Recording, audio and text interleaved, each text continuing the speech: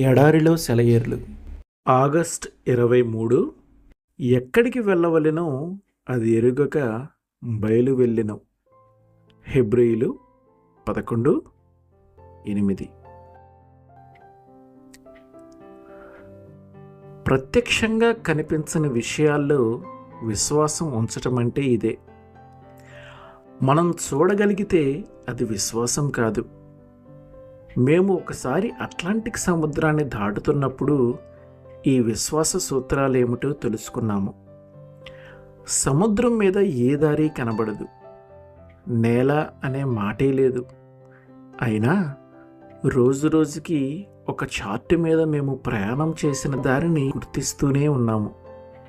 సముద్రం మీద ఎవరో ఒక పెద్ద లైన్ గీసినట్టు దాని వెంబడే మేము ప్రయాణం చేస్తున్నామన్నంత క్రమంగా మా ప్రయాణం సాగింది. ఇక 20 మైళ్ళు దాటితే గమ్యాన్ని చేరుకుంటామనగానే మేము ఎక్కడికి చేరబోతున్నామన్నది తెలిసిపోయింది. 3000 మైళ్ళ ప్రయాణానికి ముందే నేరుగా అక్కడికి చేరుతామని మాకు తెలుసు. ఇంత ఖచ్చితంగా మా దారిని ఎలా కనుగొనగలిగాం? అనుదినం మా ఓడ కెప్టెన్ తన పరికరాలను తీసుకొని ఆకాశం వంక చూస్తూ సూర్యుడిని, నక్షత్రాలను ఆధారం చేసుకొని ఆకాశ దీపాల సహాయంతో ప్రయాణం సాగించాడు.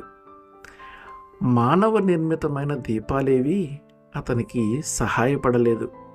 అలాగే విశ్వాసం పైకి చూస్తూ దేవుడు చేసిన సూర్యచంద్రాదులను చూస్తూ నడుస్తుంది. అంతేకాని తీరం కోసము, లైట్ హౌస్ కోసము, దారుల కోసము చూడదు. కొన్నిసార్లు దాని అడుగులు అనిశ్చిత పరిస్థితుల్లోకి, చీకటి ప్రమాదాల్లోకి దారి తీసినట్టు కనిపించవచ్చు. కానీ మార్గాలను తెరిచేది ఆయనే. అర్ధరాత్రి గడియలను ఉదయకాలపు తలుపులుగా చేసేది ఆయనే. కాబట్టి ఈరోజు మనం ముందడుగు వేద్దాం. మనకు అన్నీ తెలిసిన ఆయన కాదు, నమ్మకం ఉంది కనుక. మనం ఏదన్నా పని మొదలుపెట్టబోయే ముందు ఆ పని జరిగే విధానమంతా మన కళ్ళ ఎదుట ఉంటేనే కానీ దాన్ని ప్రారంభించాం. అన్నీ ఇలాగే జరగాలంటే మన క్రైస్తవ జీవితంలో రుచి ఎలా వస్తుంది? చెట్టుకు పండిన మామిడికాయల్లాగా విశ్వాసం, నిరీక్షణ, ప్రేమ ఈ మూడింటిని చెట్ల నుండి కోసుకోవాలంటే కుదరదు.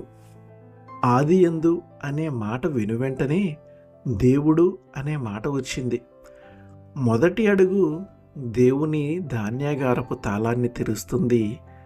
తమకు తాము సహాయం చేసుకునే వాళ్ళకి దేవుడు సహాయం చేస్తున్నాడన్నది నిజమే. కానీ తమకు తాము సహాయం చేసుకోలేని వాళ్ళకు కూడా దేవుడు సహాయం చేస్తాడు. ప్రతిసారి ఆయన మీద ఆధారపడవచ్చు.